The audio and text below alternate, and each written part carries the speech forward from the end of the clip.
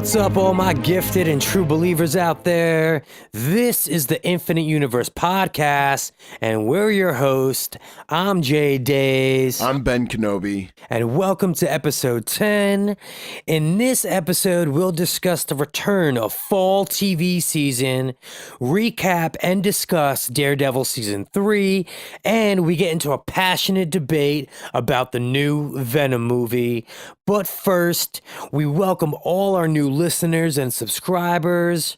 Remember, we're on Apple Podcast and YouTube, so subscribe to us on both those platforms, and also like, share, comment, and interact with us in any way, really. Web sling into our DMs for all I care. All right, we're also out there on social media, Instagram and Twitter. Okay, let's kick things off with some news and updates. Ben, what do you got? Well, more videos of the Joker movie have been released. Yeah, I saw it. So we got it's, again, him in the subway system, different angles of Joaquin Phoenix. I think right now, since they're still filming the movie, we're going to get little by little, like, they did the same thing with episode 7. Remember, like, the Millennium Falcon under the tarp? So we're just going to get small little bits. Small little leaks. Yeah, next week it's going to be a leaked drone video. I caught those Joker leaks. I guess those are what they're calling them. I don't know. I'm still in. Yeah. Except for, did you hear this rumor, though? I hope it's nothing but a rumor, and this isn't what we're going to end up getting, a world where the Batman Joker comic book exists, and this struggling comedian gets inspiration from it. That sounds more like a fan theory. Ugh, I'd puke if that's what we end up getting. Yeah, anyway, but, we'll see what happens with that. Joker, Joaquin Phoenix, more leaked stuff I'm sure will come out, and we'll come back to that. Let's move on to some other DC news. We got some Birds of Prey movie news. Obviously, we know that this is going to include the Huntress, Black Canary, and, of course, Harley Quinn. Recently, it was announced, though, that Rosie Perez will be joining the cast, reportedly playing Gotham City police detective Renee Montoya. Dude, I used to have such a crush on Rosie Perez back in the day. I still have a crush on Rosie Perez. White Men Can't Jump. Oh, yeah. Man, oh, man. What a babe in that. That was probably one of my first crushes when I was like in my young pubescent days. But I'm really excited she's going to be joining the cast of this. Great actress, badass chick. She's going to be playing a tough detective chick from Gotham. Fits the role perfectly. That'd be cool also to see her, because if she's going to be the cop, obviously she's going to be the one that goes one-on-one with Margot Robbie's Harley Quinn. Nice. So that's kind of got me a little excited to see these two facing down an aisle. That'll be fun. That'll be fun for sure. Yeah. And that's set to release sometime in 2020, so we got a little bit of a wait for that. But in some other really exciting news from DC movies, Suicide Squad 2. James Gunn is being considered to direct the sequel. Now, do you think this is almost a smack in the face against Disney and Marvel by DC and Warner Brothers? Yeah. Like hiring James Gunn? Yeah, it kind of feels like that, honestly. Yeah, I mean, first off, it shows that, okay, he's a good director. We're going to hire him despite something he might have said a few years ago. But also, a guy who's given Disney and Marvel 2 damn good movies. So, I felt like it was like, oh, you guys don't want them? All right, we'll take them and try to save this franchise. And I was like, cool, because there's definitely parts of Suicide Squad that I really enjoyed. Basically, the first 20, 25 minutes of the movie is really, really good. And then it kind of goes downhill from there. I think James Gunn has what it takes to use these characters and maybe some other characters that might be obscure characters from the mainstream, from what the mainstream audience is aware of, and tell a really creative story like he did with Guardians. And I feel like he might have a little bit more liberty with these characters, being that they're in a darker world. So we all know, and especially based on these tweets, James Gunn could get pretty freaking dark. So I'd be really excited if he's chosen to direct this. Now, will Warner Brothers give him that creative freedom he needs? Because honestly, yeah, he could take these characters and make it into a damn good movie. But we're also talking about a movie studio and, like, you know, that has a little bit too much control over their editing after the film is directed. We heard that from the director of Suicide Squad 1. I assume, though, that if they're going to go after James Gunn, they're going to give him a little bit more free will. But who knows? If he demands what he usually does demand, control over the script and, you know, creative control, a more like liberal creative control, yeah, this movie, he could definitely turn this franchise around. All right, moving on. Now, the origin story that none of us ever asked for is coming to the big screen, apparently. Ben, did you hear about this? The Alfred movie. Hey, Ben, let's turn to Teen Titans Robin right now to see how he feels about this movie coming to reality.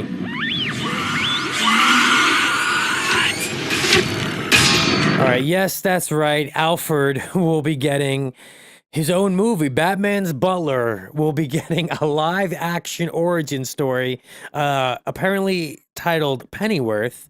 And it's the origin story of Alfred, which takes place in the 60s when Alfred is a soldier in the British Special Air Service. There's only one way I would like this movie if they were able to cast Sean Connery in this part. Even at his age now, I just feel like, is supposed to be a younger what are we Alfred. getting? Another James? This is a James Bond movie, essentially. Yeah. Well, that's what are we going to be? It's That's got why I gave that heavy sigh a moment ago. We're going to be getting a James Bond Jack Reacher. Alfred. Okay, that's what we're getting. I thought it was so hilarious in Teen Titans Go to the Movies that they had a trailer joking about this very same And thing, they're making and the now movie. it's a reality. Yo, what world do we live in? Who asked for this movie? There are so many other characters in the DC world that I would rather have a movie of. Hell, I much rather have a DC movie about Comet the Super Horse than an Alfred movie, man. Yeah, that's right. I said it. I'd rather have a movie about a horse that has super strength and flight, super senses than this Alfred movie, man. Now, I mean, it does sound silly, but just imagine, first off, we're probably going to go see it. Second, imagine the movie ending with, like, him being hired by the Waynes. Like, something like that. I mean, that would kind of be exciting and making the movie almost worthwhile. Apparently, he's actually the head. He gets hired to be the head of security for Thomas Wayne and the Wayne Foundation. Oh, so Thomas Wayne's going to play a big part in this movie. Probably about him, like, amassing, like, his wealth and power and technology and all that. Maybe, like, a future, like, villain of Batman will be, like, Ra's al Ghul. Ra's al Ghul. You're trying to sell me on this because I'm still not excited. No, I'm really not. I'm just trying to think of ways that this movie could be good. Again, give us Comet the Super Horse rather than Alfred. Anyway, so yeah, we're getting an Alfred movie, I guess. Sure. Sorry, Robin. And in I guess some other sad DC related news, Wonder Woman's release date got pushed back again, Ben. Another 7 months, I guess, into 2020. Now, do you think that this is surprising, considering that they've lost their Batman and Superman? Aquaman's not faring to do very well in the theaters. I don't know. They're trying to make maneuvers and figure out what they're going to do with the franchise. I don't know if I'm going to read into this too much, or do I even really care? Okay, that second question is very, very. That should be the first question. Yeah, that should be the first question. Do I? But even yeah, really care? no, just who cares? I honestly, at this point, it's a wrap for DC in terms of their movies. Them pushing Wonder Woman back could probably only mean maybe they're doing reshoots and trying to make it better. So for that. Or Yeah. incorporate different characters. All right. So, I mean, it is what it is. Whatever. Yeah. And speaking of release dates being moved, let's start to talk about some Marvel news and updates. We got the Dark Phoenix trailer, Ben. But with that, it was also announced that the release date will be pushed back again Yeah. to June 2019. Actually, Ben, you know what's funny? This trailer once again dropped a few days after we recorded the last podcast, didn't Yes, it? actually the day after, or 2 days Just after. our luck. So we Yeah. didn't really get to touch on this. So we got the trailer for Dark Phoenix. It looks exactly like X-Men Last Stand. And everyone is basically saying the same thing. Yeah. No one's, this isn't looking exciting to anyone really. Fans out there online don't seem to be excited about this. The fans that seen X3 say that this looks exactly the same as that. Actually, it's been recut to include scenes from X3. Like, someone took this trailer and X3 parts and like mended it together. Oh, that's a funny joke, but also so sad. Yeah. So yeah, I mean, I was super excited at first when I heard the concept of the movie that they were doing. Again, a lot of the X-Men movies, there's some grand slam ones, but a lot of duds. X-Men Apocalypse to me was a huge dud, very disappointing.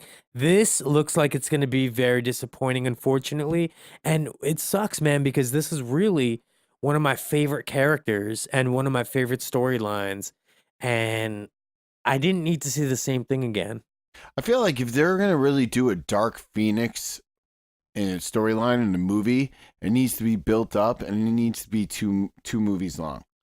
I agree. Like, Yes, it needs yes. to, A part one, like, part two. There's too much in that entire story to really substantially fit into a One single movie. movie.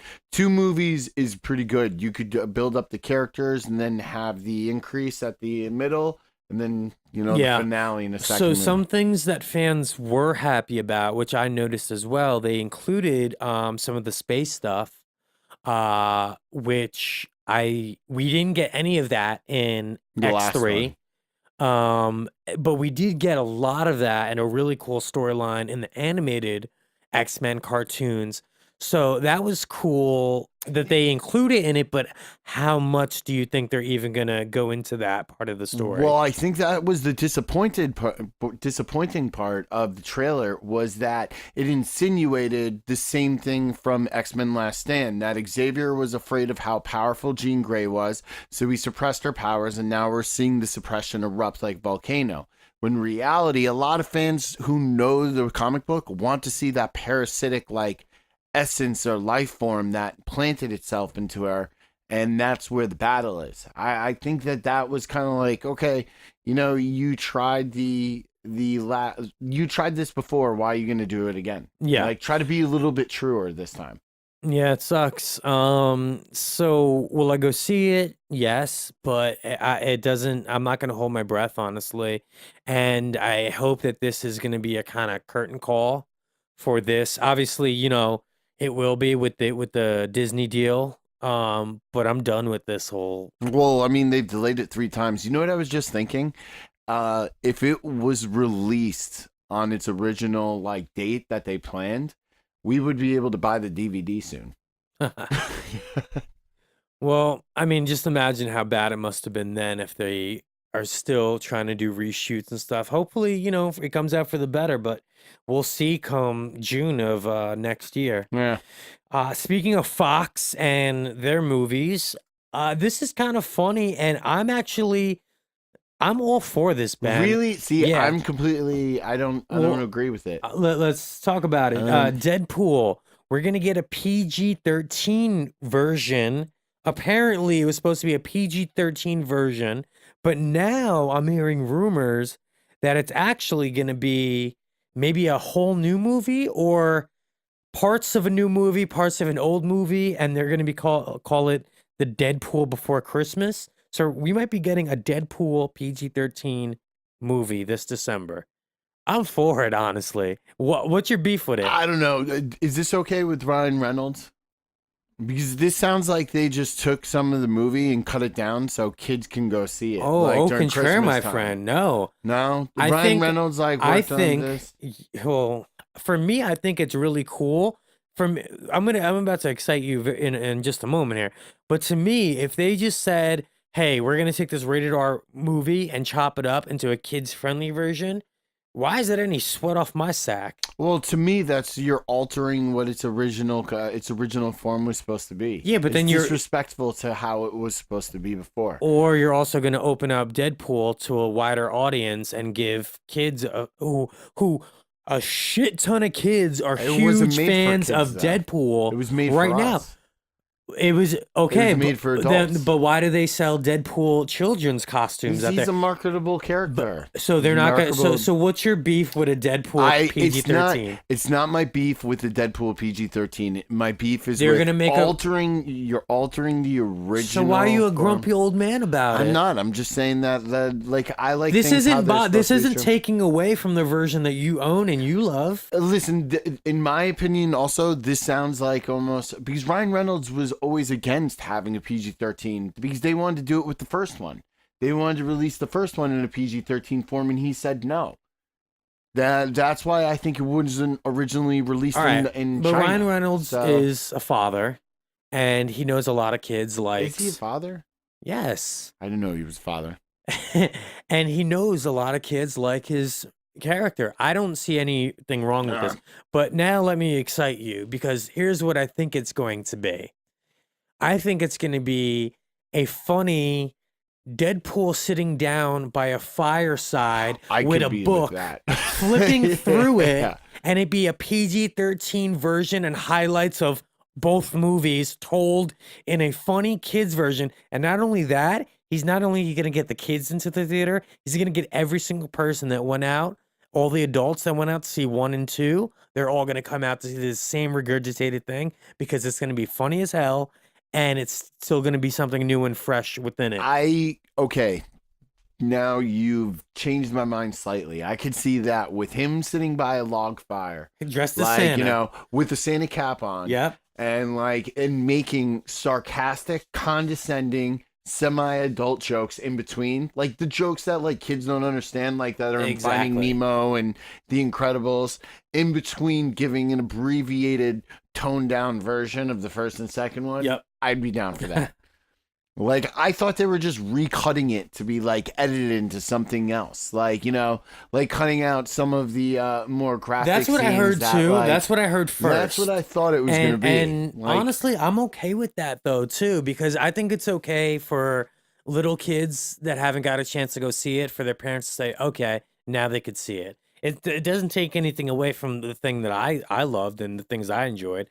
But it's funny because there are also grumpy old dorks online that are complaining, oh, I don't want a PG-13 version. No, it's not that I don't want a PG-13. You could do that. And you know what? They used to do it for TV when we were watching movies on cable. Yeah. They had to cut it down to be a little bit more appropriate on TV. But I always And just you hear the thought, word mother lover instead of mother effer. Oh, God. You stupid mother lover. Some of those dubbings, remember, in the 1990s were so bad. You stupid mother flower. So bad. But, all right. I mean, I'm not trying to be one of those grumpy old guys. I just kind of was like, you're cutting something down into what it's not. But all right, anyway, let's move on to some other Marvel news that I think we can both smile about. It has been reported that Ryan Coogler is back for Black Panther 2 to direct. I'm so excited about that because originally he wasn't supposed to come back for it. Remember? Yeah, it was supposed to be a one and done. And I didn't think he wanted to. I don't think he wanted to, but you know what? They probably opened up that checkbook, made that number really high on there, and he was like, you know what? I'll take that. And I'll take those residuals. I wouldn't even think Ryan Coogler would be like that. See, he said something interesting after Black Panther 1 became a success. He said, I'll return to a sequel only if there's a story worth telling. So what they probably were like trying to come up with scripts. They asked him to help out, and he thought of a script that he liked. And then he was like trying to think, you know what? I want to direct this. Yes. Okay, so cool. That's more the speed. And what's even doper about this whole rumor mill that's spinning around regarding Black Panther is that both Michael B. Jordan and Donald Glover are reportedly in talks with Ryan about starring in Black Panther 2. So yes, we're gonna get a new villain with Donald Glover, and we're gonna be getting Killmonger back. How would they do that? It'll probably, if they bring him back, it'll probably be flashbacks then, Or yeah. maybe he's a relative of Donald Glover. I could see, you know what, I was thinking that same thing actually, that he's going to be a relative of Donald Glover, maybe a younger brother, maybe one of his friends. Remember when he's playing basketball as a young child in Oakland, California, when they show the flashback of his father being killed? Remember? Maybe it's one of his friends from then. I don't know, but I definitely think it's a family or childhood friend that Donald Glover will be playing. So that's cool. Donald Glover, fantastic actor. Yeah. I would love for him to join this cast. I'd love to see him as a villain. And Ryan Coogler back, so that's going to be good. I'm excited for that. Something else I'm excited for. Did you see the leaked photos from Spider-Man Far From Home? We got some cool. we got some new ones out there. Our first look at Jake Gyllenhaal as Mysterio. Yeah, it was from a distance, and he didn't seem to have the fishbowl around his head, but the suit didn't have the helmet. Suit looked pretty But cool. he did have the suit, and the suit looked pretty cool. Yeah, From again, it's the picture I saw was a pixelated, horrible picture. Yeah, it's and from too far away, exactly. and it was too pixelated. You know, the form was kind of cool, but yeah, it's not enough to judge on. We also got some new pictures though of the spider suit, different colors, more navy or dark. People are calling it the black suit, but it really isn't black. I don't think it's like dark navy. Yeah. But it's supposed to be a stealth suit, I think. That's kind of cool. I mean, whatever. A lot of people are liking the design of it. People are talking about that online. And then we also saw some pictures of Spider-Man and Nick Fury on a boat. I'm on a boat, bitch. I wonder if he's playing that. I wonder if there's like a joke in there. He plays that on the boat, Tom Holland. And like drives Nick Fury or crazy. Peter Parker, yeah. Like when they get on the boat for the first time, he plays that song. That'd be funny. So Spider-Man Far From Home. And then we also got some news from Avengers 4 recently. Chris Evans said his official last lines as Captain America. He said that the last lines they recorded were actually not like that significant, but not his last lines in the movie. You get what I mean by that? Like, the last scenes that he filmed, they don't film it chronologically. They don't film it chronologically. So it's like he was just the beginning of the movie. It was just reported that he wrapped up all of his scenes and that's it. Yeah. I mean, the story of Captain America is, from the MCU perspective, is finished technically, but it was always my favorite character. You know, but we're not going to be getting that till May 3rd. Well, do you believe any of these Annihilation rumors? Oh, the title? Yeah, the movie? There's a lot of there's also leaked video, quote unquote. I try not to watch this stuff, like the leaked video, because half the times people who report the leaked video, they're talking throughout most of the video or at the beginning of it. And then it's really just a bunch of... And anyways, sometimes these people throw out just fake scripts or fake titles, so just to throw people off. Like apparently for the new Game of Thrones season, there's 4 different endings that the actors had to memorize, and they didn't know until the day of filming which ones that they were going to actually... I heard that too. Use. So I'm sure they do that with this. You know, it's so under wraps and so, trying to keep it tight-lipped. They could throw a curveball at us, but honestly, at that too. I don't care. No, I don't care either. Call it Avengers 4, period, and I don't care what it's called, because just make it epic and great. I'm for it. I completely agree. I like the hype leading up to it. Like whenever you see Avengers trending, and it's like, oh man, Good Morning America, we're gonna get the first trailer. All right, moving on. Just a couple weeks ago, Ben, was Comic-Con here in New York City. I know you went too. I actually got to go to 2 days. I went to the Thursday and the Saturday show. Dude, it's so much fun. It's so freaking awesome. And really, I need to go to all 4 days and just go up and down every nook and cranny of that convention floor because there really is just so much to do and see and not enough time to do it all. Like if you're trying to go to the panels, plus see like the artist alley, plus, look at the collectibles, or plus take pictures with the awesome cosplay. Oh man, One cosplays day are awesome. is not enough. 2 days is not enough. Really, you need like All all 4 4 days. Next year, I got to go for 3 or 4 for sure. It was so awesome. I had such a great time. I went Thursday. I took my little niece. We had a blast. So many awesome pictures with such incredible cosplay characters. What are some of your favorites? We're gonna post a bunch on the YouTube video, so make sure you subscribe to us on the YouTube channel so you can check these out. But one of my favorites was my niece dressed up as Harley Quinn. I saw that. So we found a couple, this man and woman, who were dressed up as Batman and Harley Quinn. So we had the two Harleys, my niece and this guy's wife, pose in a picture where they're kicking the crap out of the Batman. So that was a lot of fun.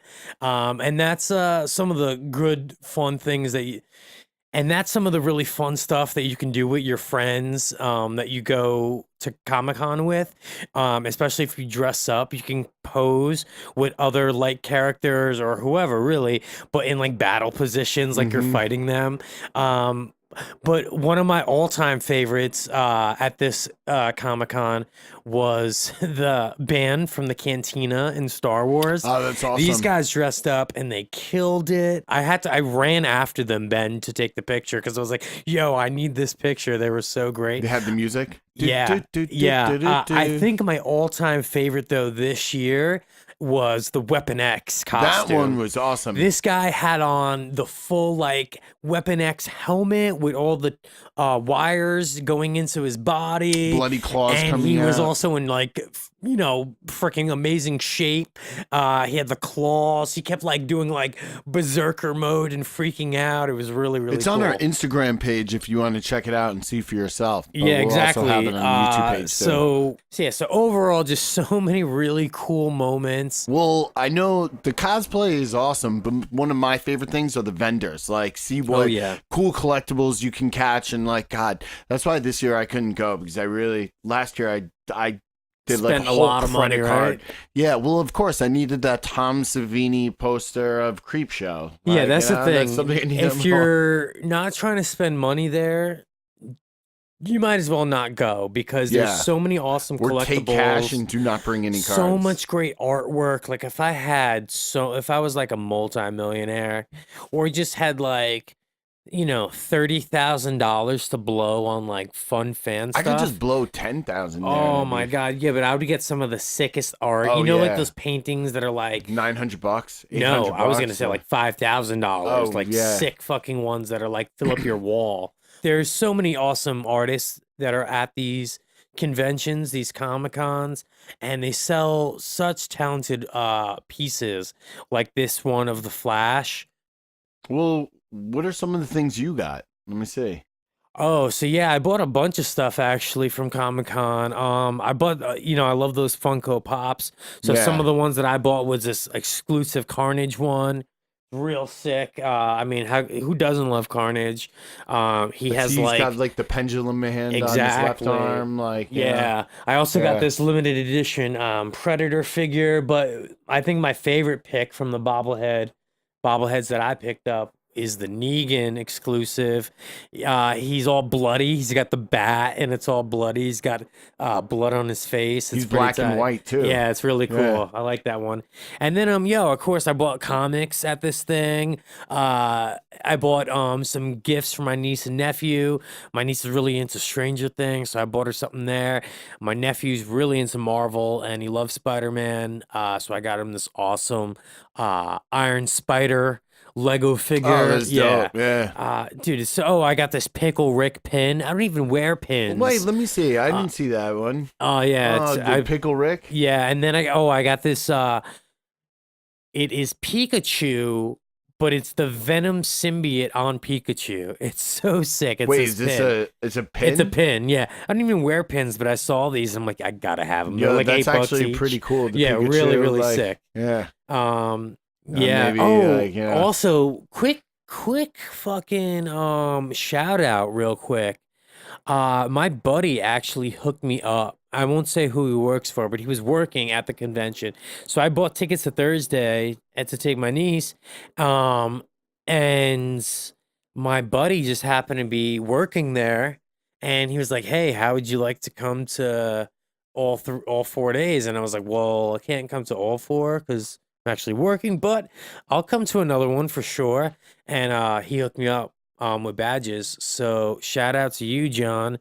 I won't say your last name or where you work because I don't want to get in trouble. But thank you for the hookup at Comic-Con this year. Much appreciated.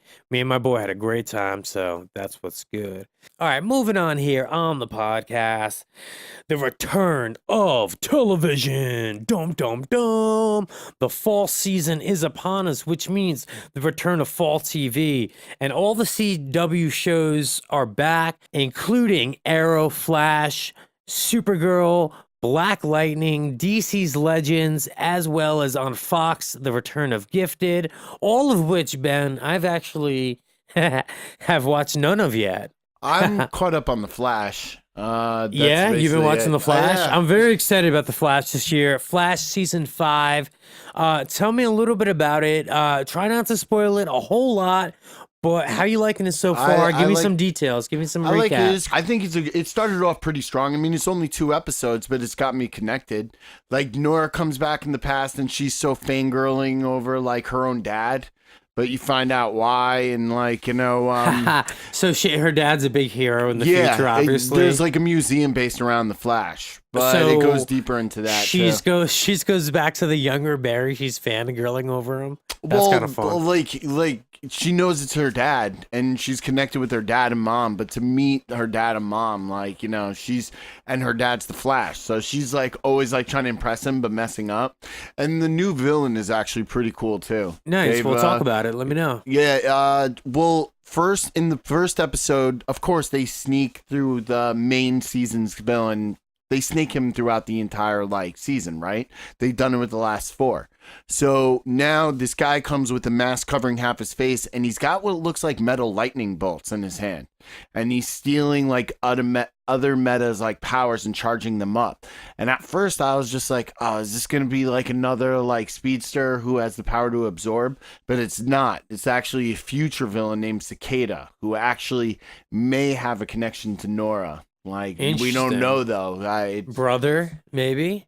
Who knows? Ooh. Maybe you think ex-boyfriend and dad's gotta come in. That's and what I was kick his thinking. ass. Ex-boyfriend, but that would be cheese. That'd be a little cheesy. Yeah. But all right, it's but super listen. funny too. Though there was some great comedic parts with like Ralphie and like Cisco. Oh, Cisco's hilarious. There's I love a part him. where Cisco's like he's looking off into the distance, and Ralphie's like trying to talk. One of them's trying to talk to him, and all of a sudden, like they whisper in his ear, "Hot shot second," and he jumps up and goes, "That doesn't even make sense!" Like, yeah, Ralphie's always a great character. What about, is there Wells yet? No Wells. You think yet. there's definitely going to be a Harrison Wells at some point? I throw a penny in a pond every day just to kind of make that happen. Make that season. wish. Yeah. All right.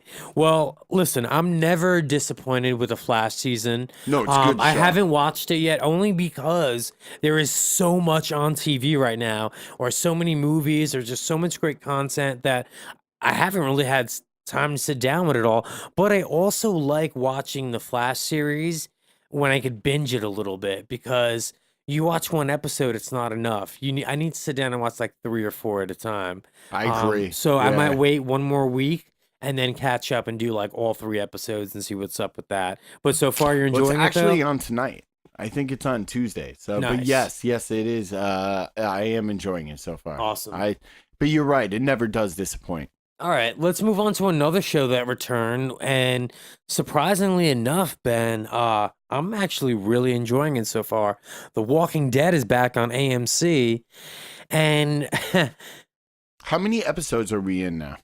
it's 2. Okay. episodes, maybe 3. I've only seen 2. I'm pretty sure 2.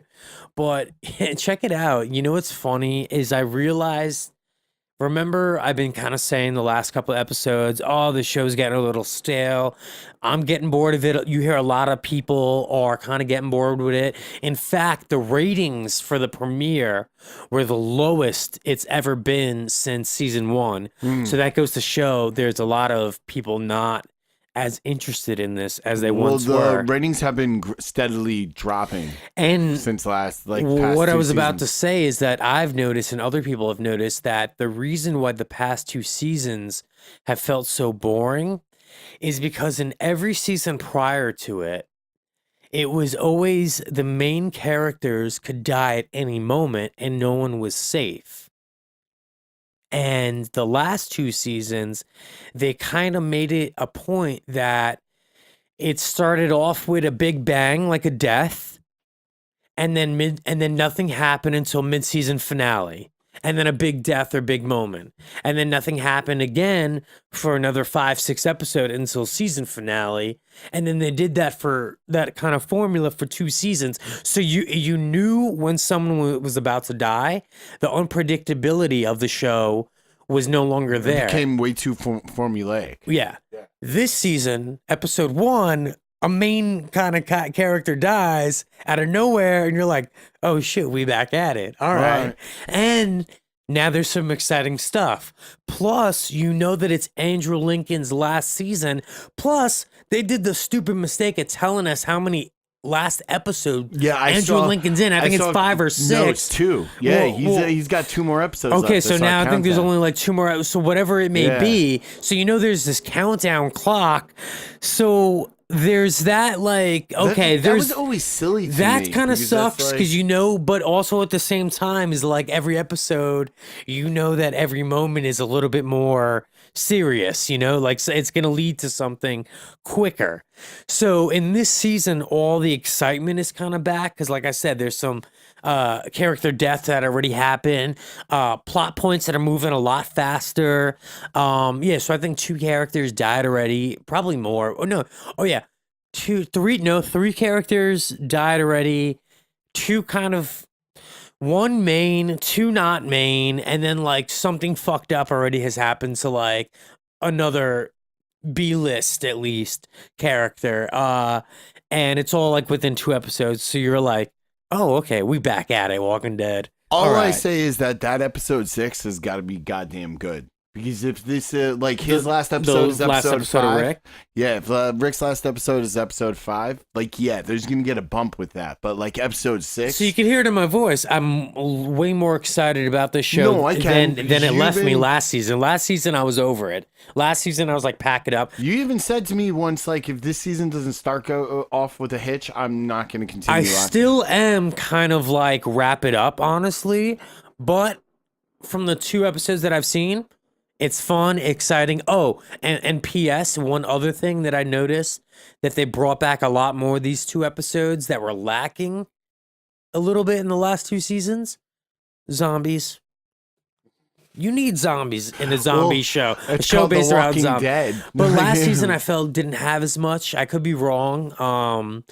I felt it was more like survival, the survivor driven plot points, like people versus people, not people versus zombies. And there's been a couple like cool incidences with zombies that I'm like, all right, again, we back at it. So 2 episodes, I'm giving it a half a thumb up right now. A zombie ate half the thumb, so it's a little nub. But Walking Dead, let's do it. I hope he doesn't turn before the end of this podcast, or I'll have to take him out.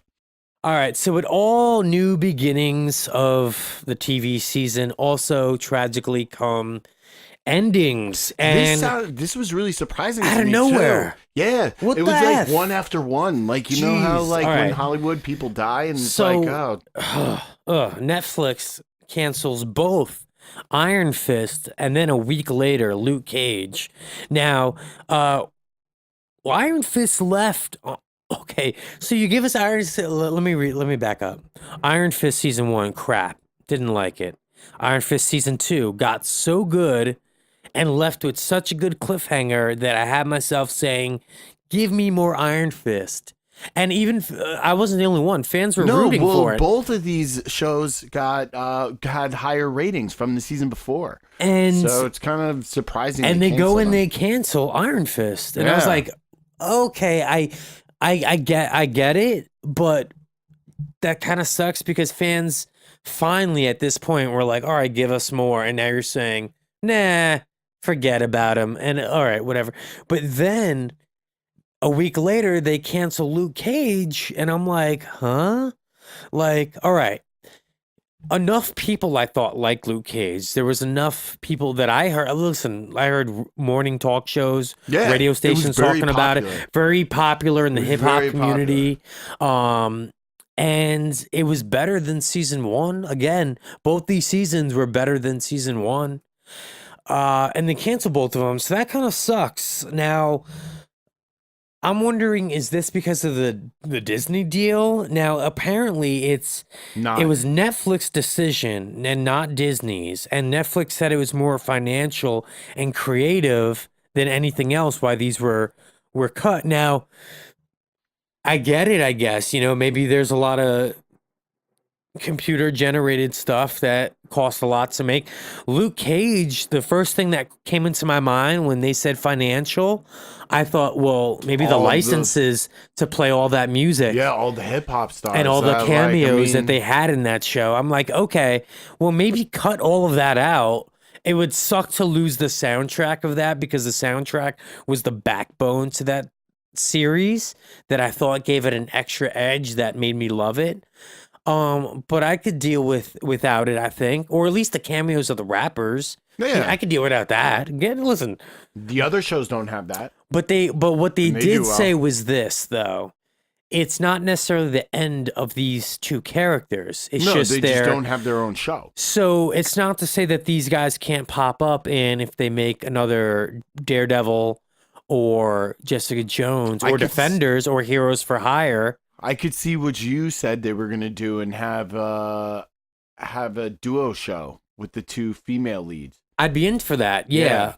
Exactly. I thought that would be like, and then you have Nightwing. Luke Cage, Yeah. Then you have Luke Cage pop in once in a while. I can see it. Like, yeah, and even Iron Fist and. But let me ask you this though, they haven't said it yet, but maybe is this a wrap also for Jessica Jones, Daredevil, and Punisher? I think we're waiting and standing by. We're gonna get the next season of Punisher. We're getting season 2 of Punisher. That's already filmed. But then so, after of course. that, it could be a wrap for all of us. So in a week from now, we can hear Jessica Jones is done. And then if I hear Jessica Jones is done, I think it's they're pulling the plug on all of the Netflix stuff.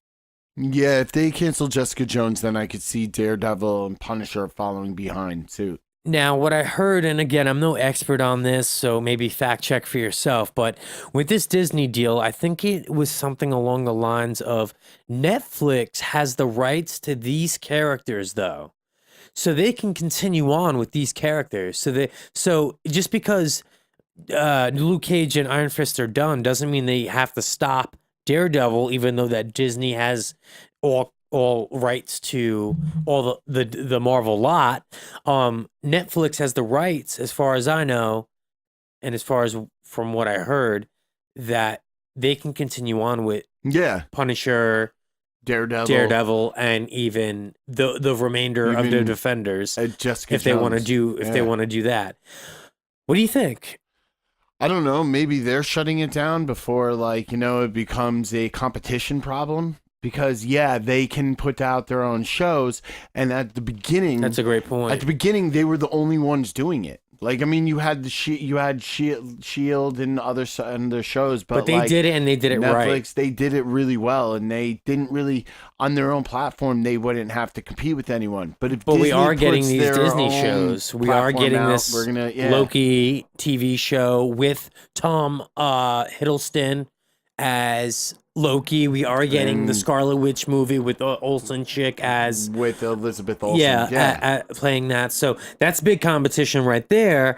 So Netflix is probably thinking, all right, well, before we get into this ratings war with Disney and Marvel combined, let's just shut it down and we can put our money into some other venture. So Netflix also can't use any other characters though that they don't have the rights to now. So anyone that they never got in their deal that they wrote with Marvel originally, they can't do anything. So there's not really new characters to add to these stories that they are already telling. Get what I mean? So The they're kind of looking characters, down a dead end, like creative wise. Like, you know, Which- yeah, they can use a couple of them, but down the road, there is no Which real sucks long term. because of how good, and we're not gonna go deep dive into it right now because we're gonna save it for just a moment. But it just sucks that with what we got with Daredevil season 3 and how amazing it was, that there might be no light at the end of this tunnel. Which kind of sucks for the ending too, but yeah. Sheesh. All right. Well, with that, let's actually jump into Daredevil season 3. Now, let's give you forewarning. There's going to be a lot of spoilers in this. Now, Ben has watched the entire thing. I am at episode 8. So he better not No, I'm not going ruin to. this for me, I'm not going or to. else I'm I will kinda- Matt Murdock backflip kick him in the chin now from my chair. I really wish we could have discussed like episode 10, but we'll talk about it another time. Maybe in a future episode of the Yeah, podcast. exactly. But there will be a shit ton of spoilers in this. So if you haven't seen it, be warned. But let me start out saying this. Daredevil on Netflix has been killing it since season 1. Season 1, I absolutely thought was a great show. Great origin story. Daredevil was always one of my favorite characters because he was such a conflicted character. Yeah. And throughout these seasons, they've been able to write the Matt Murdock and Daredevil conflict The drama is very, very so well emotionally throughout heavy. this. And You it's can- each yeah. season that's went on has gotten better and better with it. So you give with season 3, dude, there was literally moments, and this is gonna sound pathetic, but I'm sure there are fans of Marvel and comics that can relate to this. There were moments of season 3 where I literally got misty eyed because of the tone or the emotion of the character and what he was dealing with. It was so relatable. The conflict of doing, the right, what is the right thing? Is there this good or evil? Sometimes you have to bend. Well, this deals a lot with the gray areas in between good and evil. And we see a Matt Murdock who just saw Elektra die. He had a building fall on him. And now he's kind of lost his faith in God. That's the thing with Daredevil in season 1 and 2. He was he had a lot of faith. And now we're seeing not only Matt Murdock, but a Daredevil who's lost his faith in his God. The person Where he who still he thought knows he's working for. he still knows not to kill, so there's still a moral compass. But he wants with to Daredevil. at this point. But there's an edge to him that wasn't there in the beginning because of all that he knows, because of all the hardships that he's suffered throughout his life. He's seen the darkness. And I so think he's that kind also- of becoming it. In this season, we see Wilson Fisk like push him to the edge. Not only destroy his name, Matt Murdock, but destroy the reputation of Daredevil. And this is based actually on the. I'm pretty sure. I don't know this for a fact, but watching the entire season and also knowing the comic books, it seems like they're basing it on the Born Again series by Frank Miller. Nice. Where basically like Kingpin, aka Wilson Fisk, tears down the entire being of Matt Murdock and like Nice. Daredevil. And we're kind of seeing that. You want to know what Like, was we're seeing really amazing about this season? Again, the character development. Yeah. Especially of Kingpin. There's so many moments throughout the season where I'm rooting for him, and then in the flip of a scene and flip of a switch, I'm like, oh my God, he's such an evil dude. Him too. There's reasons why he does the thing he's doing for that's relatable on human levels that you're like, oh, I get that. But then there's like dark turns that take place not only for the Kingpin character, but for the FBI agent, for so many different characters. Poindexter?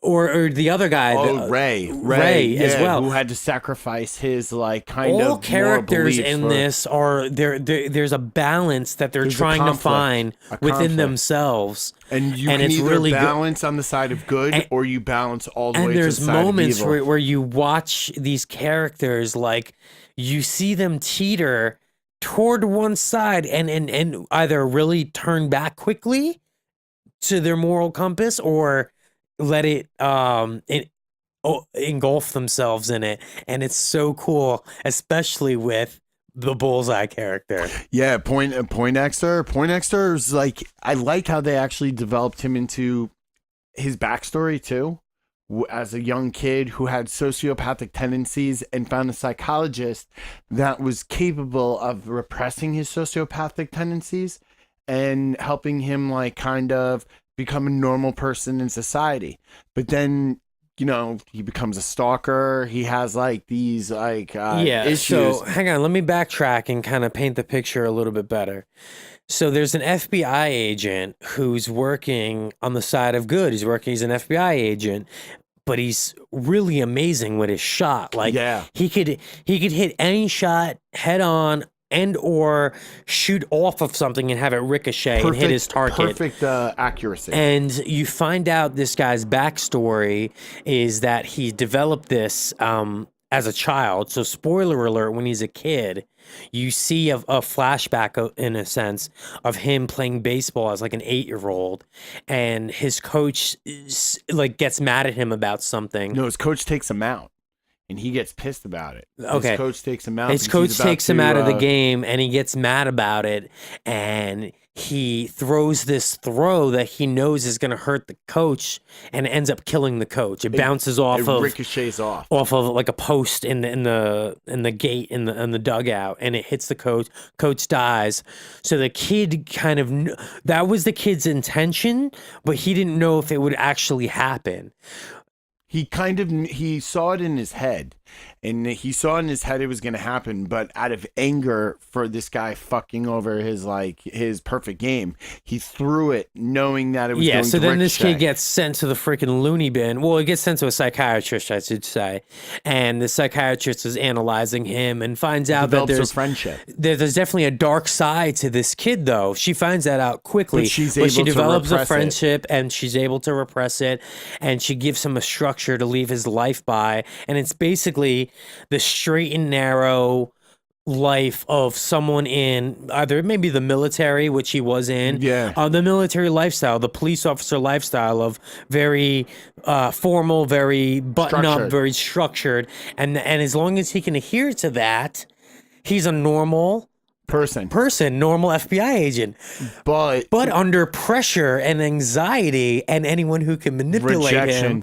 Well, remember what happened was that he got taken for the fall for like the attempt on releasing Fisk. So what I'm getting at is that Kingpin Wilson Fisk is able to exploit all the things that is able really well to keep this guy in the straight and narrow, and he does it like kind of little by little. Little by little, he like tears down his safety walls and then sends him out on the world. Basically convinces him, listen, you're a killer, and this guy you should be out there is like a killing people. And psycho. Yes. And you kind of thought that, but then you see it and you're like, oh crap. And I'm glad they made him a darker, like ex-FBI mental instead of a throwaway thug.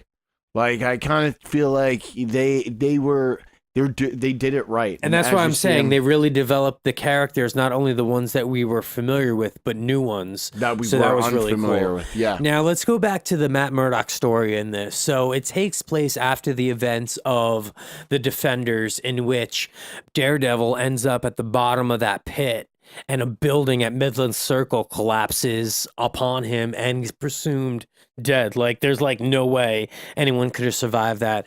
And I wanted to ask your opinion on this, because I thought this was the only kind of problem I've had with this whole entire season 3 was their reasoning for Matt Murdock being alive. They show him go. He falls through a sewer system. Okay, but the tunnel that they dug was like hundreds of thousands of feet underground. So he was at the bottom of this hundreds of thousands of feet under the ground and ended up in the sewer system Yeah, and you're got right. spit out into the reservoir. I don't know. That is the just- own that if you like that's my own that's a kind of a big kind of deal, but at the same time I can let it slide It because starts off everything really else quickly, so you don't even really pick that up. Actually, I didn't even realize that. Now that no, you're I'm saying sitting it, there because like, I'm watching this I'm guy like, float okay, down yeah. a reservoir, and I'm like, really? He's a turd? He's basically a Well, turd who got flushed down a bowl. Your logic, which is correct, is that this building was not above ground. It was supposed to be way, way, like thousands and thousands of feet Yeah. below. And in this one, it's like, they made it seem like he was like 50 feet, like in the basement, and like, Yeah. and they kind of. So with the exception of Yeah. that, overall, this is a really awesome series. This season has been really impressive. I think it's the best one, which is hard for me to say No, because for two reasons. No, One, it is the best one. I completely agree with you. It's the because best I one. haven't finished it, and two, because season 2 was fantastic. Season 2 is an A+. Well, this one is almost the opposite of season 2. Because season 2 is a lot of action and like had story, but like, the action moved the story along. In this, the action, there's really not as much action as the other ones. Yeah. I mean, there's some at the end, but There's a lot of mind seriously, effing and this manipulation. one is a lot of manipulation, mind effing, and like, character development. It's more story. It's story rich, not action rich. And I like that. I think that it They've definitely told is. the Daredevil Matt Murdock story so well, especially this Mm-hmm. season. They've tapped into all the essence that the comic book had when I used to read the comic books of this guy. Wait till and the end. and what was so that's what kind of sucks, man. Like if they cancel all of this stuff, Yeah, it'd but, be really I mean, disappointing, man. I'm definitely going to go back, and I know that you haven't finished the season and I have, and I agree with you. Like, I love season 2, but there was something about this season that just, like, I liked how he went back to his old suit, and he's got the, like, he's got the tie ropes around his wrists. Like, I like the two different villain dynamics. It's not two villains, it's really one villain who creates a second villain. Yeah. Like, and I think. And Vincent D'Onofrio, again, hats off to him. Fantastic. This is a role I think that I'm going he's, to go he's back and great watch at. 1 through 3 straight through. Like recapture 1. So, Get into 2. without telling me too much, if they never made a season 4, is this going to end in a way that I'm not going to feel like cheated? Yeah. Okay, cool. Like it teases as something else. Okay. But It could I be, feel it could like I be could- an ending that we could be satisfied yeah, with. I could if see it as if like it ends today. if sort it of thing. ends today, I would be disappointed, but I can understand it. All right, but in the meantime, though, we do got Punisher season 2 to look forward Yeah. to, and I really enjoyed season 1. So let's giddy up. All right, overall, from both of us, we definitely recommend checking out season 3 of Daredevil, my top Netflix season of all Marvel shows. The season's so good that I kind of liked Karen at the end of it. I kind of That says a lot for this season, if you Yeah. because you've been a Karen hater I- from the beginning. I still don't care for her. I find her to be annoying sometimes, but I have one respect for her. So All right, so now at this moment, we're going to separate ourselves in the room to a corner because this is about to turn into a Friday night fight, a Royal Rumble, so to speak, because these two hosts are at odds on our next topic. We're going to be jumping in and discussing the Venom movie. I think you're more upset I didn't like it than I care that you did. Well, you were definitely a hater of this movie, and maybe you've softened up your tone since your initial viewing of it. Me, on the other hand, let me tell you my experience of the Venom movie, right? I went in with super low expectations for this Venom film. I thought it would be a turd. Sony has disappointed me many times. They put out a couple Spider-Man movie that didn't really do it for me. This wasn't looking that promising. They pulled out a trailer that had a weird accent, that had weird pronunciations, that didn't look that promising. So I went in, Ben, super low expectations, right? I left the theater very entertained. I didn't think it was a home run. I didn't think it was Avengers good, but I didn't think it was Fantastic Four bad. And a lot of people made it sound like it was Fantastic Four bad. No, it wasn't and Fantastic it was Four bad. far from being I- horrible. You know what was shocking to me though? Your reaction that you gave me was that you didn't like it, and you're the guy who literally likes every Yeah. crappy horror sci-fi movie that's ever put out. Well, I go And in this there was a expecting that. crappy horror sci-fi movie. Oh, it wasn't horror. I wouldn't say it was horror. Sci-fi, I would say it's horror-ish. They tried to be horror. They tried to be hard, but They tried it to was be a more, lot. Let's but get it came- straight. They tried to be a lot of things with this movie. Yeah, but it came off more Men in Black than There horror. was a lot of things that weren't good about this movie. There were a lot. Listen, here, very honestly, the plot sucked. The script could have been better, okay? But there were parts of it that I thought worked very, very well that they can improve on in the future.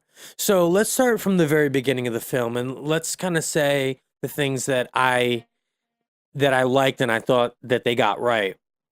From the jump, when the film starts off with the spacecraft crashing, first thing I'm like, yes, they didn't forget that. I thought so bad that they would forget some of that space element, which I didn't need a lot of it. No. And I knew that they were going to have the containers, but just seeing that spaceship crash said to me, they're paying attention to at least the context of the comics. Then quickly they lost me, and I won't lie. They lose me for a second, and then they get me back. When it crashes, and then the van's driving, and then the van crashes that was transporting it, and it takes over the first body, and the symbiote attached itself to the first human. I was like, oh, okay, I see where they're going with this. And now I went back to having very low expectations because I was like, this kind of looks like a B sci-fi movie to me. You know, like a B-list sci-fi movie. Honestly, the initial attaching of Riot to the forums, you see that as a broken storyline throughout the whole movie, where you watch Riot like making its way up to where like. Did you like Venom that, was. or you thought? I actually thought that was kind of cool. Okay, yeah, And I thought I didn't that was mind it. great attach, like you But know, at because you have- first, yeah. But at first, I didn't think that's where the story was going. But once, like, I saw, like, oh, okay, you know, once I was like, again, no expectations, and I kept lowering that bar. It just kept getting better, is what I want to say. I thought it was cool to see, like, it was a cool concept of what would happen if a symbiote just kind of was like walking around on its own, like, And right? taking over different hosts for different reasons. Like the little girl on the plane. Because he needed the little girl to get through inconspicuously. Yeah, you know to what I mean? security, So yeah. things like that. So again, it's like I didn't love it, but I'm, you know, like as we're discussing it, I'm like, all right, that's kind of cool, right? So, but again, here's kind of where the movie could have been better. It's about 40 minutes before we get to any real Venom stuff. So we're stuck with this whole Eddie Brock storyline. And to me, I want to point this out, Ben, because I want to say that I actually think Sony was listening to the fans. You want to know why? During this 40-minute Eddie Brock storyline, and you know the Life Foundation storyline and all that's going on, we get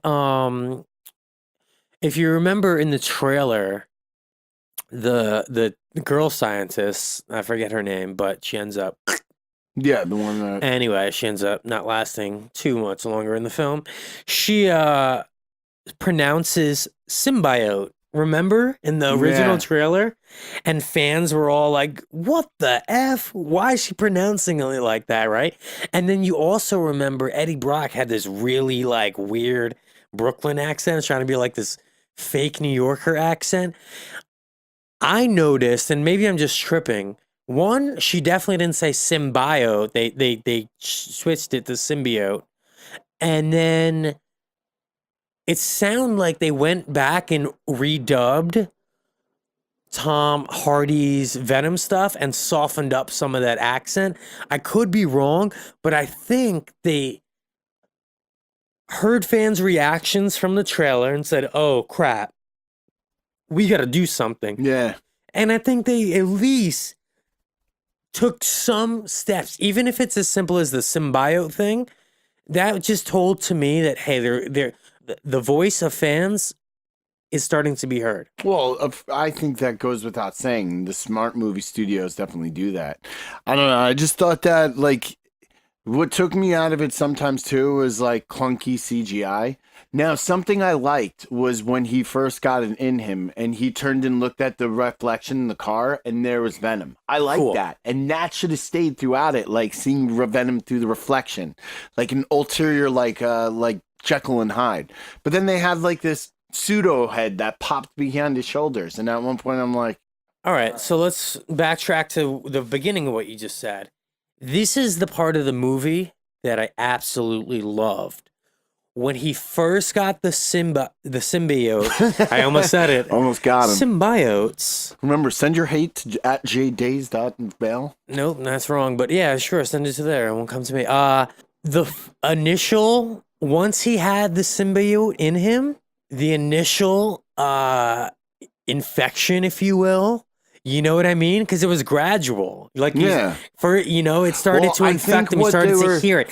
That part of it, that is what worked so well. The dynamic of Tom Hardy as Eddie Brock and as Venom, that back and forth, the host and the parasite attached to it, and that kind of back and forth, that killed it for me. That was awesome. That was funny at times. That was action packed at times. I didn't mind the head though. You didn't like the head popping out? Then like you were talking about how I love Because the that's dynamic. in the comics. I love the dynamic. Yeah, but I thought it just didn't work well with the CGI they were using. That was the thing, man. I think that sometimes the CGI was fantastic. It was like, holy shit. And then like there were other times where I'm just like, I'll half agree with you on this. So check it out. First off, the budget wasn't Avengers budget. I So know. consider that. Because had they can't had have a CGI heavy movie without a good budget. Like this is a CGI well, that heavy shows. movie. Well, that's not the blame on the film itself. That's the no, blame no, on it's the the blame on the filmmakers. Yeah, exactly. Yeah. So, but here's the thing. Yes, this is where I agree with you. There's parts of it that were really bad, but really the only part of it, the CGI bothered me, was the end fight scene With Riot. where it just looked like a big blobby mess of CGI. It didn't look good at all. You didn't know what was going on, and it just didn't look Seems finished. convoluted. There was a couple scenes in Avengers Infinity War of one of the villains where the CGI just at times looks a little spotty. I thought that end fight scene was that same thing, like just spotty CGI that literally hurt my head at times. So yeah, that wasn't great. And overall, I think this movie, if I had to grade it, I would only give it like a C grade. But overall, I was entertained though. No, I agree with you. I was entertained. I understand why you liked it, and I don't want to judge it based upon like, I saw it once. I didn't Like, find it cheesy though. Like I thought like there was a couple I don't jokes. know, man, when he jumped into that fish tank, I thought and that he was started hilarious. eating You know the what's fish tail, lobster all right? So tail, this is where we I was disagree. just like, he might as well have Dude. been in a jazz club dancing All right. on a table. No, you're far from that. That's far from Spider-Man 3. You're totally off base. Because in the movie theater that I saw it at, this is why when you told me this, I was like, bro, this guy's tripping because his opinion is so totally off. In the movie theater that I saw it at, literally cracked up at that scene. And I personally thought that was one of the funniest scenes of the movie. I thought it was silly, and it took me away from so I know what point they were trying to make. The symbiote needs to eat living flesh in order to sustain, or else it starts eating its host. And that was actually a cool dynamic they did, and they could have made it like semi-comedic if they wanted to, like the chicken wings part I thought was kind of funny. But that like him harassing his ex and jumping into the restaurant and making a fool of himself, and they think he has a mental illness now. Like I thought it was just like here again. I thought it the was just script kinda, is bad. okay, yeah, But there's parts of the movie that are entertaining. That was an entertaining part of the film. That didn't make the film bad. That, in my opinion, That wasn't a cheesy part. That No, it added, wasn't the reason for the film. That added humor to a movie that just was all over the place to begin with. It didn't know if it wanted to be sci-fi. It didn't know if it wanted to be a superhero film. It didn't know if it wanted to be a comedy or if it wanted to be a romance. Like it seemed film. like it was the script was bad, but overall there are definitely entertaining parts of it. And that part where he's eating or out of the garbage, he's eating the chicken and it's like moldy and gross and he spits it out and pukes. Not corny, funny, I thought. the lobster part was just like All right, some wasted talent, I thought. Michelle Williams. yes, Her parts are absolutely. so boring. Her parts were written terribly. And she's a great actress. That's what I'm saying. Yeah. So that was a total waste of time and talent. Could have did without that. The Life Foundation storyline could have been better. I do like the guy who they picked in charge of the Life Foundation. I thought he did his role. He did good. He did good. He played his role well. He was a good riot. Again, the script for the storyline wasn't. It wasn't you know. Well, it felt like that they dialed it back what it was originally meant to be. That was what I felt with this movie. It was like a dialed back version of what I feel like it could have been, and like. And I think you're right. It's the script. It was the script. And that's why when I originally left, I was like, you know what? I should have gone in with different eyes. You went in there with different eyes. I went in with super low expectations and walked away with the Tom Hardy as Eddie Brock and Venom dynamic that I'd like to see in a future film. I think that he got the Eddie Brock Venom part down. I think there's parts that work. Get a better director. Get James Gunn to direct a Venom 2. And you gotta and keep, Tom Hardy and just say, hey, we tried with 1, let's improve with 2. And there's a potential for that franchise. For growth. Oh no, there's absolutely a potential for this franchise. And this movie didn't make me not want to see a sequel. And speaking of which, there was that cool mid-credit scene, which I do have one little complaint about that. His wig? His wig looked so weird and silly. It looked comical at first. But I think that's what they were going for, because if you ever look at the comic, Cletus's hair does look outlandishly red like that. It's outlandishly red, but not curled up and down like little Orphan Annie. Yeah, maybe if they made it a little longer, more pushed up, more like Kramer. more carrot top and less like less what's I her would say face? not froey though. It's not froey. Yeah. That's what I was thinking, like maybe more of like the rock and roll. I don't know. But long story short, they need a new wig. But yes, I'm in for Woody Harrelson as Cletus Cassidy playing Carnage. The wig just looks really out there. So yeah, okay. Also, the Carnage line was kind of like, we get it, you're Carnage. You don't have to say Carnage. I felt like, they could have just again. A better script, new director for the next one. There's parts that work. I give this a C grade. It was not the worst superhero film out there. Certainly isn't the worst in the recent couple of years. No. There's been some bad ones. This is far from that. I honestly enjoyed this as much as I enjoyed Ant-Man. I don't know. Ant-Man 1 or Ant-Man 2? Ant-Man 2. I liked Ant-Man a little bit more. You know what? If Ant-Man didn't have that final scene with the snapshot, yeah, I would agree. So that's why I say there's a lot of people that crapped all over the Venom movie. The critics crapped all over it, but a lot of fans. But it did well financially, I thought. And it did, actually. It did, number 1 first weekend, made all its money back. I don't remember what the second week's number were. I know it wasn't number 1 the second week. I think Halloween beat it out or something else beat it out. But anyway, sequel's most likely going to happen. I'm in for it. Maybe they'll improve. No Spider-Man, though. We didn't get the Spider-Man cameo that we all thought. I guess that maybe, I don't want to get into this thinking like, I don't want people to be like, oh, you're that kind of fan. Because I went into this expecting no Spider-Man, right?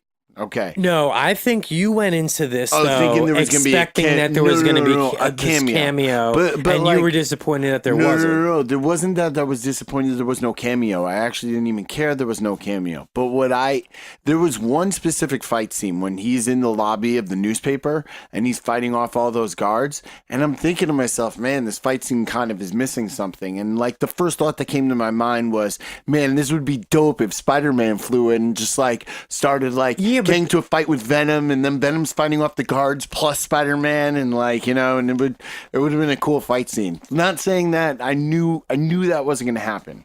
I know, but that was one of the things you were very mad about when you were texting, like, or when this movie was coming out as well, that this was not in a world where there isn't a Spider-Man, and that's the thing. I went in without that expectation. So if you go into this movie, you have to know there's no Spider-Man in this. I know. Don't be mad. If you're going to be mad because there's no Spider-Man, you're going to be highly disappointed. Don't even waste your money. What's interesting, though, is that from all the people that I see that like the film and all the reviews, like all the fans, all the things that I'm saying, the things that like they wrote were the things that I agreed with, that I was like, yes, that's what I liked about the movie. So for a lot of people, there were things that worked. The things that I noticed that fans were complaining about were, oh, it didn't have Spider-Man in it. Oh, the CGI. Oh, the script. And two of those points I can totally agree with. The third, listen, I wish it had Spider-Man. We knew going in. We were hoping, and it doesn't look like they're going to go that route. No, they're not going to go that route. And you're absolutely right with the fact that you shouldn't go into this movie expecting Spider-Man. You shouldn't. But and go in with low expectations, and you might walk away being entertained. See, that's the thing. I went in with high expectations. I thought it was going to be great. I really went in there thinking I'm going to love this movie. At least it doesn't have Topher Grace. That was like the first thing. That was the second they announced this movie, I was like, well, it's not Topher Grace. Anything they do can redeem from Topher Grace, and it did. It totally did. It redeemed Topher Grace. But I thought it was going to be, I don't know. Now, were any of your predictions right for this movie? We didn't see that team of symbionts. No, but they hinted at it. There was She-Venom in it. I'm happy that they didn't go with the team symbiote thing. Well, maybe they'll hint it later on. Yeah. Maybe the like Michelle Williams has a little bit of Venom still in her. I'd like to have a little bit of Michelle Williams. My symbiote. Anyway. Yeah, all right. All right. We're going to wrap up this podcast at this point. We got a few more things to do real quick. One little segment that we like to do toward the end of this show is a little thing we call Silver Surfing the Internet. Last week in this segment, I found something cool on the internet called Becoming Marvel, the hashtag. You go check it out on Instagram. This week, Ben has one for us. Ben, tell me what you found surfing the internet. Well, so last podcast, we talked about the new Spider-Man video game for PS4. Hell yeah. And the DLC came out today from the City That Never Sleeps package. Downloadable content? Yeah, downloadable content, the heist game with Black Cat. And there's been talk online about what the future video games will be. Now, there's some spoilers about a possible Avengers game, but some people think that obviously Spider-Man 2 is going to come out next. And the director's already talked about the storyline we discussed last time. But there have been also some other fans who have said that they're venturing out into other characters. Like one name that was a possibility and was discussed was Daredevil. Ooh, a Daredevil video game. I would love that. And I mean, it would really fit if they're coming out with what many people are theorizing called the MGU, Marvel Gaming Universe, where they're going to expand out. Oh, like, sick. You know, so they're going to have a game universe. That's what has with been Marvel characters, yeah. But the storylines might intertwine as well. Yeah, exactly. And Daredevil, like Scott Kingpin. Now, Kingpin was the first character, and his demise led all the events in the video game. But what happens if he was the main antagonist in like a Daredevil game? Nice. And you know what's great for this company who developed this Spider-Man for PS4 is that more than half the work is already done for them. They already have the map of New York City, and Daredevil lives in the same In city Hell's as Kitchen. Spider-Man. Yeah. So you can keep a lot of the map, the coding for the map and the layout and the gameplay and the movements. Because Spider-Man and Daredevil have a lot of the same fighting abilities as well. So for the developers, it's not a lot of cost from their pocket to do another game with another character. You know what I'm They saying? use the same engine and format they Exactly. designed this one on. And then just from a fan perspective, hell yeah, this would be so dope, man. I'd be down for Devil. Now, you sent me a picture, and it was kind of cool, and it made me think of Iron Man. Oh yeah, Like, imagine Iron Man. Like, you got to get suit upgrades, like, Tony Stark. And Different like, iron suits. You play as different Tony Stark. You play as Pepper Potts. You play as Happy. Like, you got to do irons like that are dangerous for, like, Tony. And, yeah. like, he gets And you can do that in kidnapped. a Daredevil game too. You start off with just like the black bandana, like he has in the Netflix Yeah. series. And gets different You get suits. different suits throughout it and upgrade your armor on it. That's the thing. and- There's so many different possibilities, and if this is real, an MGU sounds really exciting. That'd be sick, And man. Sony could be the benchmark, like what Disney technically is in the MCU. Sony could be like, all right, well, you guys make the movies, and we'll make the video games, Nice. and like. I'm in It would for be, it. I'm definitely in for it too. And All right. I haven't played the City That Never Sleeps yet, the heist, but maybe we'll discuss it on our next podcast when I put a couple hours into it. Cool. Sounds good. All right, let's wrap that one up. That was Silver Surfing the Internet. Okay, and with that, I think we're just about at the end of this podcast. Remember to like, rate, and share this podcast on social media. Check out our YouTube page with videos that narrate our discussions. Lots of fun photos from movies, TV, cartoons, fan art, and memes. And leave us a comment. Let us know what you thought of today's podcast. And lastly, add us on IG at Infinite Universe Podcast, all one word, and on Twitter at Infinite Unipod.